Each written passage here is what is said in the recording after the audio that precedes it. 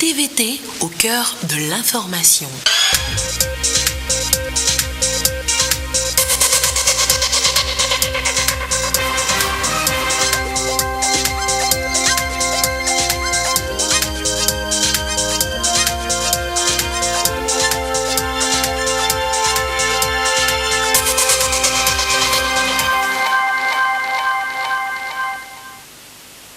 Il est l'heure du journal sur la télévision togolaise. Madame, monsieur, bonsoir. Et voici les titres de cette édition. Le corps judiciaire togolais découvre depuis ce matin l'entraide pénale, un processus qui permet aux États de lutter contre la criminalité transfrontalière. Les détails dans cette édition. Et puis, sachez que le Rwanda célèbre ce jeudi le 25e anniversaire du jour de la libération, une date qui marque la fin du génocide dont ont été victimes les Tutsis. Et le chef de l'État, Faure Esazimna Nyasimbe, a pris part à la célébration aux côtés de son homologue Paul Kagame. Voilà donc pour les titres. Après sa visite d'amitié et de travail à Kinshasa, en République démocratique du Congo, le chef de l'État Faure Esazimna Nyasimbe a mis le cap sur Kigali au Rwanda hier, mercredi, en début de soirée. Le président de la République a été accueilli à l'aéroport international de Kigali par le ministre des Affaires étrangères et de la coopération internationale de ce pays. Sachez que le président de la République a donc pris part ce jeudi à la célébration du 25e anniversaire du jour de la libération, qui se réfère à l'époque du génocide contre les Tutsis. Et c'était en 1994. Et le chef de l'État a pris part donc à cette célébration aux côtés de son homologue rwandais Paul Kagame. Vous suivez donc là les images de l'arrivée hier soir à Kigali du chef de l'État.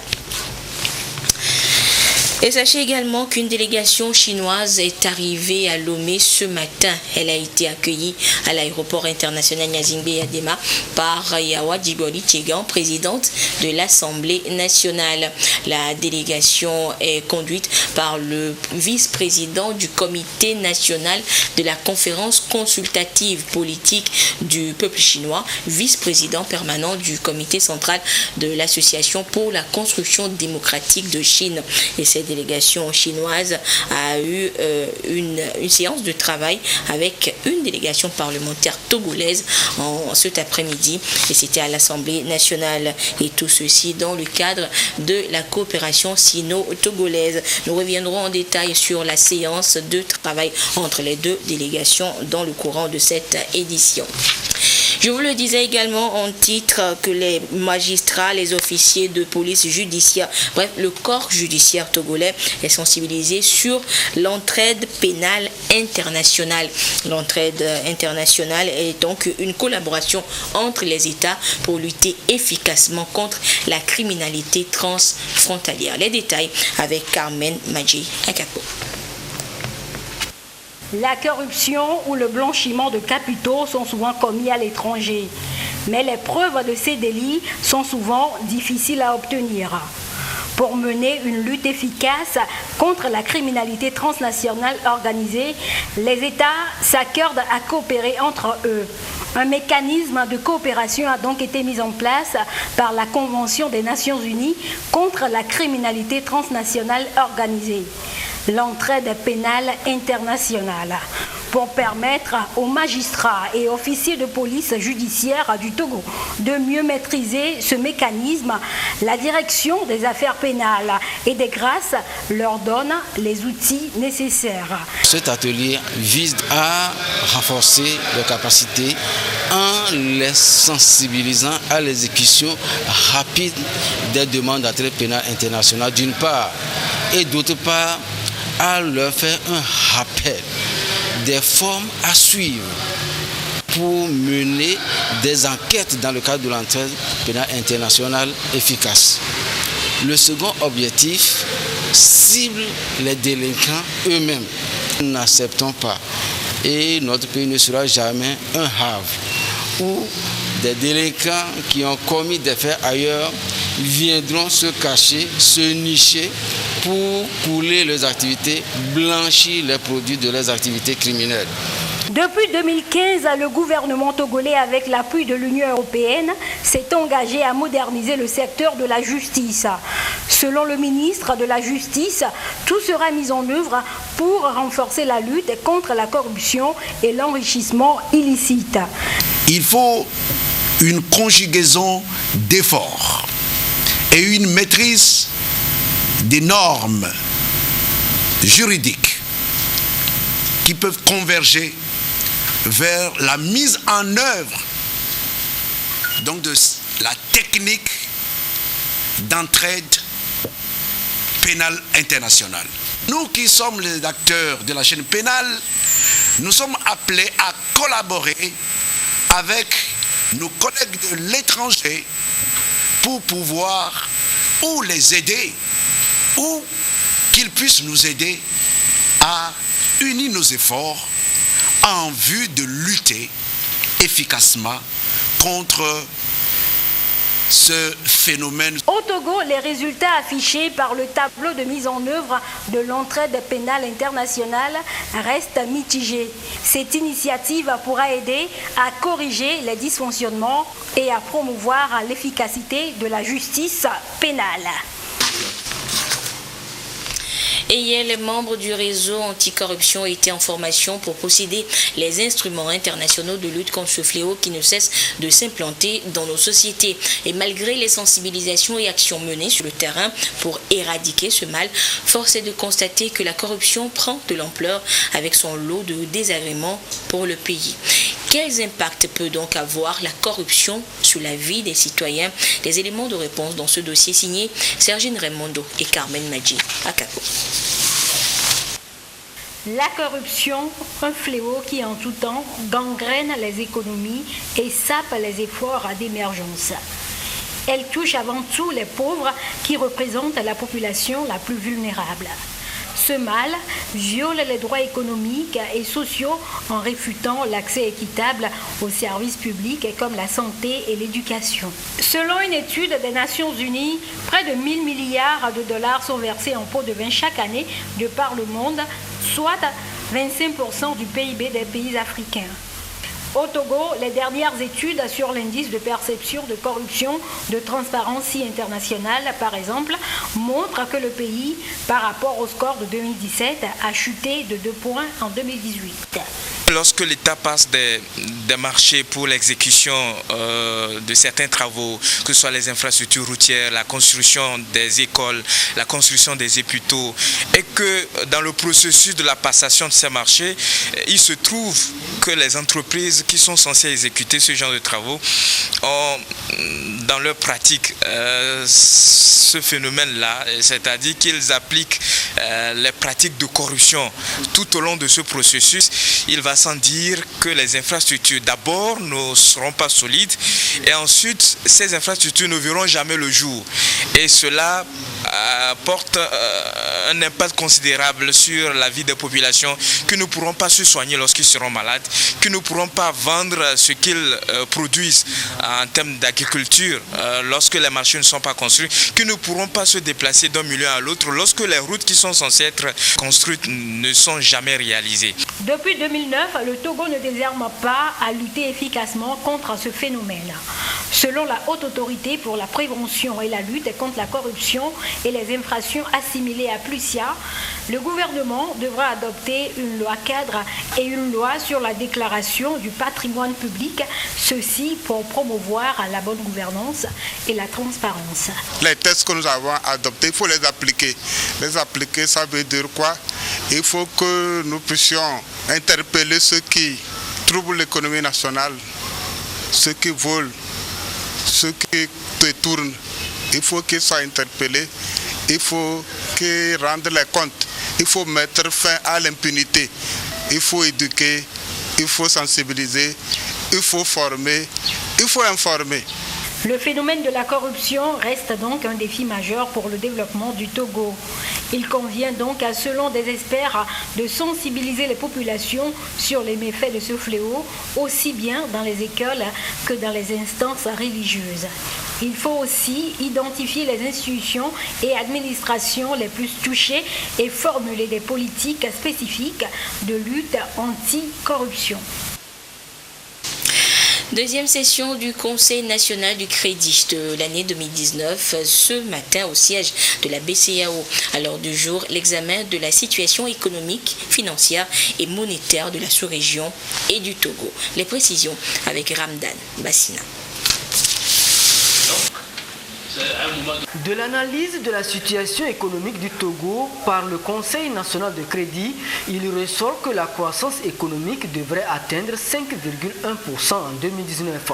Raison avancée, tous les secteurs d'activité ont joué leur partition à l'instar du secteur tertiaire. Néanmoins, le taux d'inflation est attendu autour de 1,7% contre 0,9% en 2018.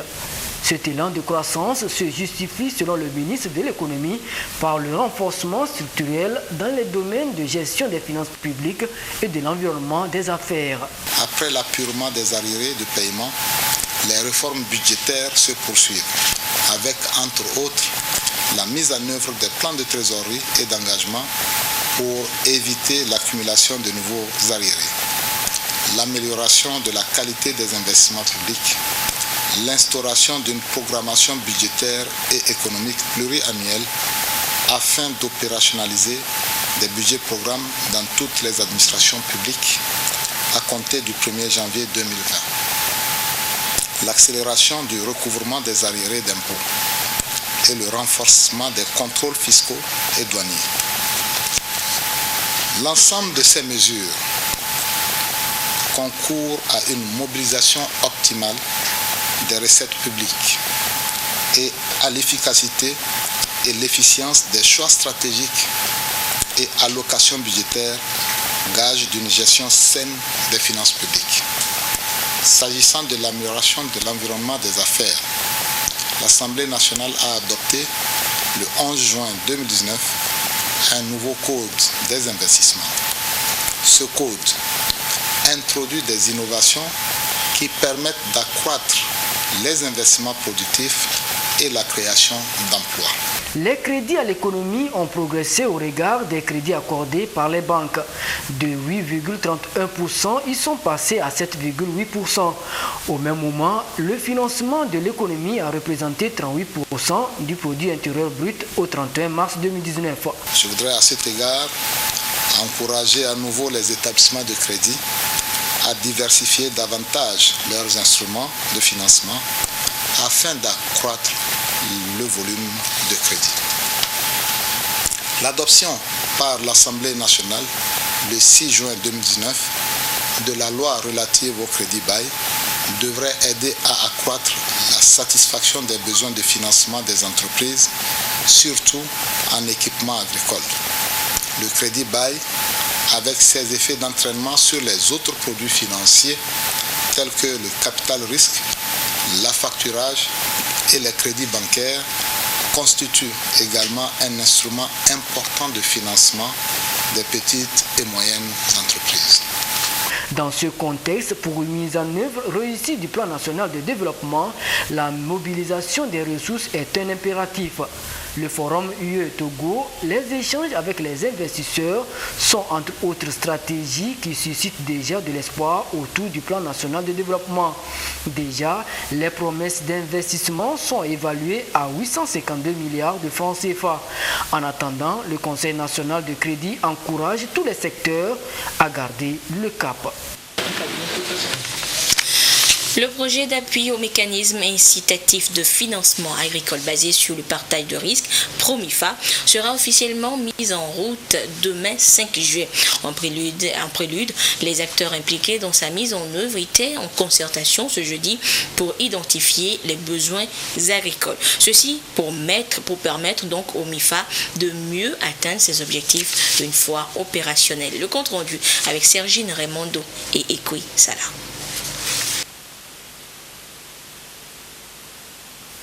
c'est une réunion technique avec les tenants et aboutissants du PROMIFA, projet d'appui au mécanisme incitatif de financement agricole basé sur le partage de risques. Au cours de la journée, ces personnes ressources du secteur agricole et acteurs de la chaîne de valeur agricole vont définir en commission les besoins spécifiques à prendre en compte pour permettre au PROMIFA, une fois lancé, de mieux satisfaire les bénéficiaires. Nous voulons aller au concret, nous voulons aller vite, nous voulons que la mise en œuvre du projet ne reste pas théorique, mais que ça apporte des solutions pragmatiques aux problèmes que les acteurs de la chaîne de valeur agricole rencontrent sur le terrain. Il s'agit donc ici d'avoir des commissions où chaque acteur sur les filières identifiera ses besoins, identifiera ses difficultés, identifiera les solutions et ensemble nous allons arrêter les schémas d'agrégation, les modèles de financement qui permettront d'accompagner, qui permettront de structurer les filières prises en charge dans le cadre du PROMIFA. Des échanges francs et constructifs sont recommandés aux participants. Ils ont été appelés à beaucoup d'imagination susceptible de permettre au PROMIFA de livrer des résultats probants au cours des 6 ans de son exécution. Le challenge que nous avons, c'est d'amener les entreprises à être liées avec le marché. Il s'agira de réussir à mobiliser de l'assistance technique pour accompagner des dispositifs assez innovants. Et donc pour cela, il s'agira de faire preuve de beaucoup d'imagination, de beaucoup de pragmatisme. La particularité du mécanisme serait qu'on ait des gens qui vont être des moniteurs pour accompagner le MIFA, qui est le vrai propriétaire de cet instrument de financement du FIDA.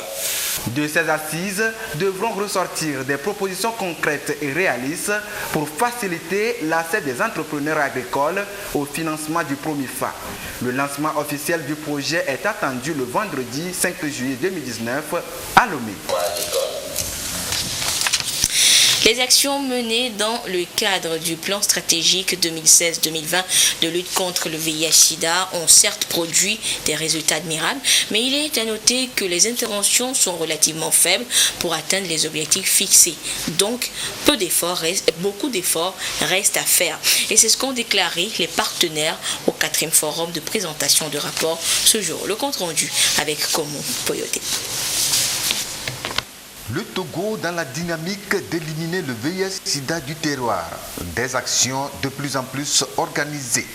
Le plan stratégique 2016-2020 ambitionne, comme le souhaite l'ONU-SIDA, atteindre les 3,90 en 2020. C'est-à-dire 90% de personnes vivant avec le VIH-Sida diagnostiquées, 90% de traitement et 90% ayant une charge virale négative. Selon les résultats à mi-parcours dans ce rapport 2018, les interventions sont relativement faibles. Il va falloir redoubler de dynamisme en vue des objectifs attendus. Nous sommes à 2 ans, les résultats qu'on présente c'est à 2 ans. Pour le premier 90, on est à 6%. Pour le deuxième, on est à 88%. Et le troisième, on est à 119%. Le vrai effort, c'est de comment aller de 106 à 90. Le second, on est pratiquement prêt. Le troisième aussi, on est un peu loin. On pense que si on fait le diagnostic de façon consensuelle et qu'on accélère nos pas avec le plan d'accélération qu'on a élaboré, on peut tendre vers les objectifs 90 en 2020. Ça, c'est l'objectif. On espère parce que il y a des progressions faites, mais il y a des faiblesses et il y a aussi des disparités régionales. Il y a des régions qui sont performantes, d'autres moins performantes, mais globalement au national, il y a des défis à relever. C'est d'accélérer le conseil de dépistage.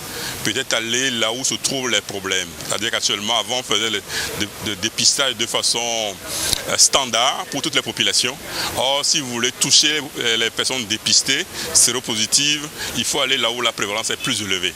Ce forum va donc permettre à toutes les parties prenantes intervenant dans la lutte contre le VIH-Sida de réfléchir et d'échanger sur les nouveaux mécanismes à mettre en place. Et de leur côté, les responsables de l'initiative pour la transparence dans les industries extractives, ITIE Togo, sont en tournée à travers le pays. Et c'est pour la dissémination des rapports des années 2015-2016 que l'institution a élaboré sur les revenus issus du secteur minier, tant au niveau du gouvernement que celui des communautés. L'étape de la COSA avec notre correspondant sur place, Nestor Rozo. Les rapports de 2015 et 2016 de l'initiative pour la transparence dans les industries extractives au cœur des échanges à cette rencontre. L'ITIE a entrepris une campagne pour partager le contenu de ces rapports avec les communautés et les autorités locales. Selon l'entendement des responsables de l'ITIE, cet exercice permet de mettre à la disposition du public les informations relatives aux revenus perçus par le gouvernement et les ristournes dont bénéficient les communautés dans lesquelles se font les extractions. Nous avons déjà publié ces informations qui sont sur le site de l'ITIE et qui sont accessibles au public. Mais le gouvernement a souhaité, à la suite de la publication de ces informations, et que des débats publics soient organisés autour des résultats pour permettre au public, c'est-à-dire aux citoyens, d'apporter leurs opinions ou bien leur avis sur ces résultats et aussi sur l'amélioration de la gouvernance du secteur extractif. La publication des rapports de l'ITIE donne l'opportunité au public d'être éclairé sur les sujets liés au secteur extractif. Ceci constitue une manière d'impliquer les populations dans les stratégies de renforcement de la gouvernance. La démarche est saluée par les organisations de la société civile de la CARA. Nous remercions l'initiative de l'ITIE parce qu'elle est innovante. Il va de bon ton que les populations qui sont les bénéficiaires des ressources du sous-sol puissent savoir au niveau national comment est-ce que ces ressources-là sont gérées. Alors l'ITIE a permis aux organisations également de la société civile d'avoir de la lumière sur un certain nombre d'éléments de flux, de transactions issues du secteur des mines. Alors aujourd'hui nous sommes aguerris pour réellement faire un suivi dans un contexte de décentralisation afin que la transparence soit de mise dans le secteur des mines au Togo. C'est en octobre 2010 que le Togo a été reconnu membre de l'initiative pour la transparence dans les industries extractives.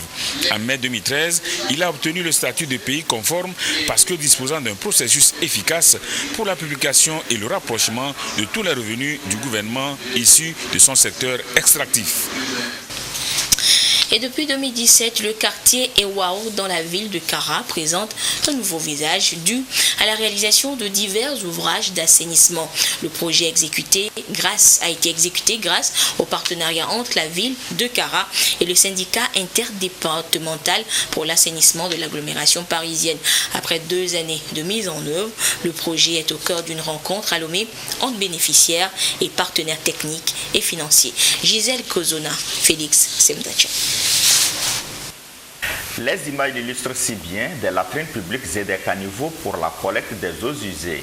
Autant d'ouvrages d'assainissement réalisés dans la ville de Kara au quartier Ewao grâce à une coopération entre la commune de Kara et les syndicats interdépartemental pour l'assainissement de l'agglomération parisienne SIAP. Un appui technique et financier pour la mise en œuvre d'un réseau d'assainissement collectif et d'une station d'épuration estimée à plus d'1 milliard et mise à disposition depuis 2017. 2 ans après la réalisation des ouvrages, les partenaires techniques et financiers, de même que les bénéficiaires, sont réunis pour évaluer le projet. Aujourd'hui, si la France, si Paris, si l'Île-de-France n'aide pas l'Afrique, eh bien, vos enfants viendront chez nous, ils immigreront chez nous. Donc, on est sur la même planète et on a un devoir, nous, élus parisiens, élus franciliens, d'aider l'Afrique. Et ici, en l'occurrence, le Togo et la ville de Kara. Au Togo, nous avons eu des élections de maires. Ce sont des élus municipaux comme moi je peux l'être, qui sont soumis à la démocratie. Et avec ces personnes-là, on va pouvoir travailler encore mieux dans le cadre de la coopération décentralisée. Dans le quartier pilote que nous avons baptisé Ewao, l'ancien quartier qui est le Batascom, avec qui, comme certains le connaissaient, est un quartier vraiment salubre, il existe ce que nous appelons un collectif de traitement des eaux usées qui permet de drainer toutes les eaux usées des ménages vers une station qui se traite. La capitalisation va concerner de faire de voir des atouts déjà, comme vous l'avez dit, l'impact dans la chose, et de relever des insuffisances par rapport aux recommandations qui ont été faites dans le cadre de la participation de tous les acteurs. Pour le directeur de cabinet représentant le ministre de l'eau et de l'hydraulique villageoise, l'amélioration des conditions de vie des populations a toujours été le souci majeur du gouvernement togolais, d'où les diverses actions liées à la décentralisation. Pour poursuivre cet effort, il invite les nouveaux conseils municipaux issus des élections locales du 30 juin dernier à s'inspirer de cet exemple de coopération nord-sud qui permet l'entraide mutuelle et favorise le développement local pour l'épanouissement des populations. Assainir donc le quartier Wao pour créer un environnement sain aux populations. Et toujours pour la bonne santé des populations, il est formellement interdit d'utiliser des sachets plastiques non biodégradables. Un message réitéré hier 3 juillet, journée mondiale sans sachets plastiques. Gisèle Kozona, Augustin Kossi. L'image est contraire à ce qui devait être le cas ce 3 juillet. La journée mondiale sans sac plastique. Et pourtant, on les voit à travers les rues, dans les marchés, chacun avec son sachet plastique comme packaging. Les habitudes ont la peau dure, dira-t-on. L'abandon des plastiques non biodégradables peine à entrer dans les mœurs. Avant, nos parents utilisaient les paniers, les feuilles d'arbres pour emballer les nourritures ou condiments. Mais aujourd'hui, on nous dit que ces feuilles sont souvent sales et l'usage des sacs plastiques sont notre seul recours. Même aujourd'hui, j'ai acheté le riz dans le sachet. Les plats qu'on utilise avant ne sont plus à la mode. Nous ne savons pas que ces sachets sont dangereux. Ignorance ou réticence. Tous les mots sont bons pour qualifier la persistance de la pratique. La journée mondiale sans sac plastique est justement instituée pour éveiller la conscience collective sur ce qu'il convient de classer au rang des défis environnementaux. Présents presque partout et au quotidien, les sacs plastiques utilisés chaque année sont estimés à 500 milliards à travers le monde. Ils sont d'un effet nocif. Les études ont démontré que les gens qui consomment par exemple les aliments chauds, avec comme on prend les cons qu'on achète chauds, on met dans les sachets plastiques, ou bien on achète les frites, on met dans les sachets plastiques, ça dégage des substances cancérigènes et lorsque vous les consommez, vous pouvez développer plusieurs catégories de cancer. Au niveau de l'environnement, vous savez que les sachets plastiques non biodégradables polluent l'environnement. Lorsqu'ils sont rejetés dans l'air, dans l'environnement, ils peuvent s'accumuler dans l'environnement et faire plusieurs années, parfois 30 ans. Ils peuvent rester là sans être décomposés. Et ils peuvent polluer les nappes phréatiques, polluer les eaux, polluer les puits et y rejeter plusieurs substances cancérigènes.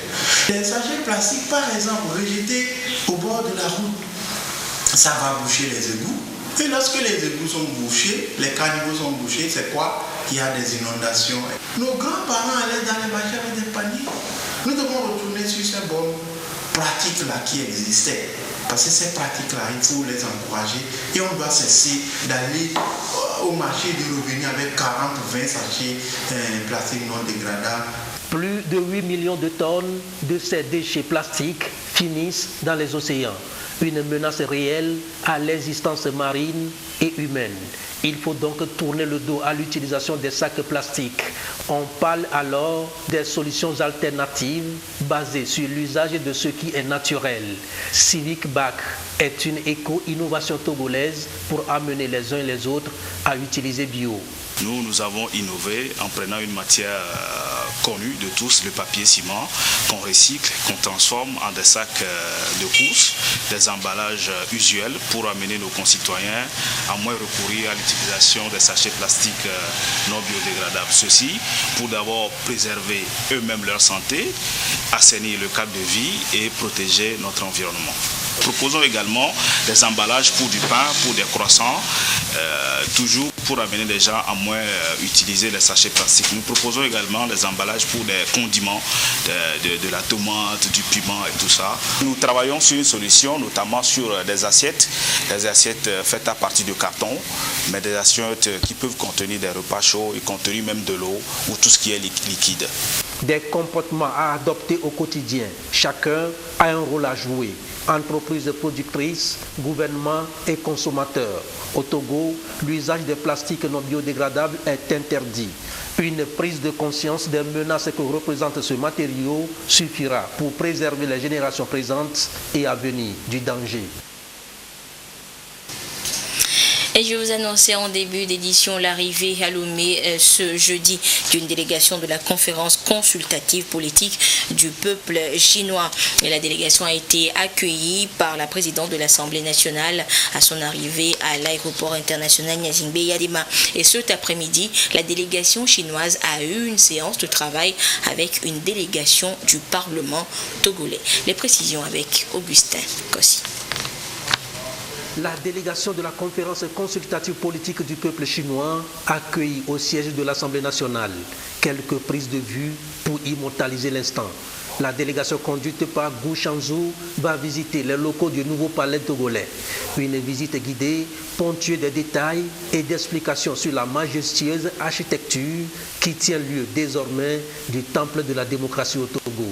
Puis, s'en est suivi un tête-à-tête entre Gu Shanzhou, vice-président de la conférence consultative politique du peuple chinois, et Tchega Yawadjigbodi, présidente de l'Assemblée nationale. Plusieurs sujets liés à la coopération sino-togolaise seront certainement abordés. Le vice-président de la conférence consultative n'aura pas non plus manqué de féliciter la détentrice du maillet du perchoir pour sa fulgurante ascension à la tête du Parlement togolais. Autre temps fort de cette visite de travail, la rencontre avec une délégation des parlementaires togolais. Les travaux de cette séance se sont déroulés à huis clos. Les deux parties ont exploré sans doute les possibilités de nouer des relations durables, d'amitié et de partenariat entre les deux institutions. La conférence consultative politique est l'organe consultatif le plus puissant de la Chine, créé depuis 1949. Et nous ouvrons maintenant la page des sports de ce jour, la première page de ce mois de juillet. Et c'est avec Jean Kofi et Dédi. Jean, bonsoir. Bonsoir Anita. Et Jean, nous aurons deux sujets de football durant cette page de sport. Et nous commençons avec l'ouverture de la deuxième édition du tournoi de la reconnaissance Trophée Fodo là-bas. Oui, Anita, l'international togolais Kodjo Fodo là-bas qui vient de signer un contrat de 3 ans avec le club Al Ain FC aux Émirats Arabes Unis ne cesse de penser à la jeune génération. C'est ce qui explique l'organisation de la deuxième édition du tournoi de la reconnaissance dont le trophée porte son nom. À l'ouverture hier mercredi au stade d'Aguenivé, c'est l'association sportive Jeanne d'Arc, détentrice du trophée, qui a fait une bonne entame de la compétition en l'emportant 3-1 devant Léopard FC. Les précisions avec Tien Piutba. Pour la deuxième fois consécutive, l'international togolais Fodo Kodjo là-bas honore son engagement vis-à-vis du tournoi de la reconnaissance. Compétition dont l'ouverture a mis aux prises l'association sportive Jeanne d'Arc d'Assivito en maillot vert, détentrice du titre, et Léopard FC de Beklikame en jaune. Une opposition inaugurale où l'AS Jeanne d'Arc fait sensation en l'emportant 3-1. Jeanne d'Arc ouvre le score à la 13e minute grâce à ce coup de tête de son dossard 7, Gaba Desmond, et poursuit sur la même lancée avec le doublé de Gaba Desmond à la 39e. Le troisième but sera l'œuvre de Jean-Paul Akla à la 83e minute. Léopard de son côté s'en sort avec l'unique but de Koutia Edem inscrit à la 20e minute. L'AS Jeanne d'Arc remporte ainsi ce match d'ouverture et affiche clairement ses ambitions. On a paniqué dès le début. Il a manqué un peu d'expérience et un peu de communication en défense. C'est ça qui a fait qu'on a encaissé le premier but. Mais quand on est rentré, les coachs ont tapé sur le banc. Ils nous ont dit non, il faut qu'on se réveille. Et on a appliqué tout ce qu'ils ont dit. Au retour, c'est comme si c'était un entraînement. Nous était qu'on a raté plusieurs occasions. Le score devait être plus corsé que ça. Comme la première édition, on est là pour remporter la coupe. Le tournoi de la reconnaissance, trophée Fodo là-bas, tout en promouvant les talents, exhorte les jeunes à coupler sport et études. On était tous passés par là. Je pense que ce n'est que le début et on espère voir encore beaucoup plus de jeunes qui peuvent faire valoir leur talent. C'est très important de coupler le football avec les études ou encore l'apprentissage d'un métier. Parce que le football, nous tous, on sait que c'est un métier qui est très difficile et qui suscite beaucoup de chance. Et par hasard, si tu n'as pas de chance, tu te blesses un jour ou l'autre et ta carrière c'est fini comme ça. Et par hasard, si tu n'as pas un diplôme en main ou tu n'as pas fréquenté, tu reviens à la charge de ta famille alors que la famille attend beaucoup de toi. En levée de rideau, le club salué Joinvert arrache aussi les 3 points en s'imposant sur le même score de 3-1 devant le centre de football Liberté de notre confrère Aziadou Vozes. La compétition se poursuit jusqu'au 8 septembre. Et puis Jean, le week-end dernier, le canton de Baguida a vibré au rythme d'un festival de sensibilisation sur la non-violence. Effectivement, ce festival qui a vu son trophée enlevé par le club Roi du foot de Devego, vainqueur de Morning Star de Bobolé, compris 2-1, est une initiative de Togbe Charles Aklobessi. Ce tournoi vise, comme vous l'avez dit, à sensibiliser la population du canton de Baguida sur la non-violence. Retrouvons Tien Piutba. À ce festival de sensibilisation et de soutien au parti Unir, organisé par Togbe Aklobessi Charles, Roi du foot de Devego en bleu s'est révélé effectivement roi. Et c'est avec 2 buts, dont l'un sur un tir de 25 mètres dans la première moitié du temps réglementaire et l'autre dans la seconde moitié, que Roi du foot s'est imposé à la finale face à Morning Star de Bobolo Copé. Ce dernier s'est contenté de l'ouverture du score pour laisser la victoire à Roi du foot. C'est la tactique, quoi. C'est l'expérience de notre coach qui a fait que nous avons joué comme ça. Comme lors d'autres compétitions dans le milieu, ce festival ne vise qu'à rassembler la jeunesse autour des idéaux de paix et de développement. C'est une bonne initiative. Donc, chaque fois, il le fait à ma faveur. Je dis encore, il a encore démontré. Selon nous, c'est lui qui fait la paix pour nous. Chaque fois qu'il y aura un besoin, on est là pour reporter notre message, et faire appel aux autorités compétentes qui peuvent toutefois nous venir en aide. Et l'initiateur Togbe Aklobessi Charles se frotte les mains. Il a organisé ce festival pour soutenir les candidats unis dans notre localité, surtout dans mon village de Logo, pour les encourager et montrer l'importance des élections locales à tous les jeunes dans le canton. Enfin, les récompenses aux arbitres, aux clubs participants, aux finalistes Morning Star et aux vainqueurs Roi du foot de Devego. Notre capitaine Metsure qui va dans quelques secondes la soulever. Et puis Jean, pour terminer, demain démarre les 8e de finale comptant pour la CAN Égypte 2019. Oui, et la télévision togolaise qui détient les droits de diffusion sera au cœur de l'événement, tout comme lors du premier tour. Demain, nous aurons à 16h la rencontre Maroc-Bénin, puis à 19h Ouganda-Sénégal. Claude Ama et nos invités, nos consultants bien sûr, vous donnent rendez-vous déjà à partir de 15h30 pour le plateau de la CAN.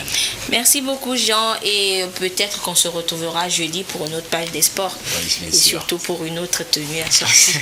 Merci Jean, et ainsi se referme cette édition. Merci de votre fidélité à la télévision togolaise. Excellente suite de nos programmes. Au revoir.